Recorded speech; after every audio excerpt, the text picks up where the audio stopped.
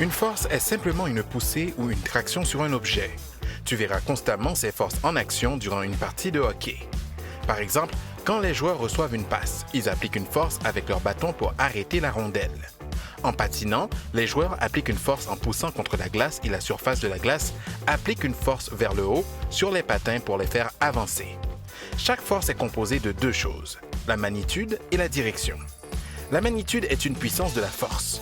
Une plus grande magnitude signifie que la force de poussée ou de traction est plus forte. La magnitude de la force est représentée par une flèche. Plus la flèche est grosse, plus la magnitude de la force est grande. Les flèches montrent aussi la direction de la force. Par exemple, ceci est une force vers le haut sur la rondelle. Deux flèches pointent dans des directions opposées, montrant que la force est appliquée dans des directions opposées. Une des forces avec laquelle nous allons travailler aujourd'hui est appelée friction. La friction est la force qui travaille contre le mouvement de l'objet. En d'autres mots, la friction ralentit les objets qui glissent et peut retenir les objets qui ne bougent pas en place. Regarde cette rondelle glisser sur le plancher de ciment.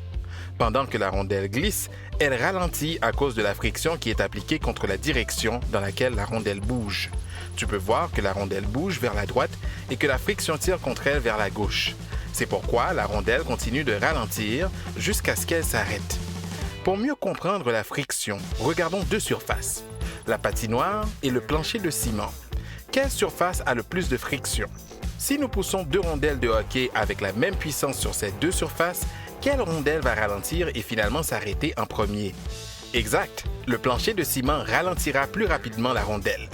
C'est parce que le plancher de ciment a une force de friction plus grande. Maintenant que tu connais les bases de la force, aidons ces joueurs à améliorer leur tir.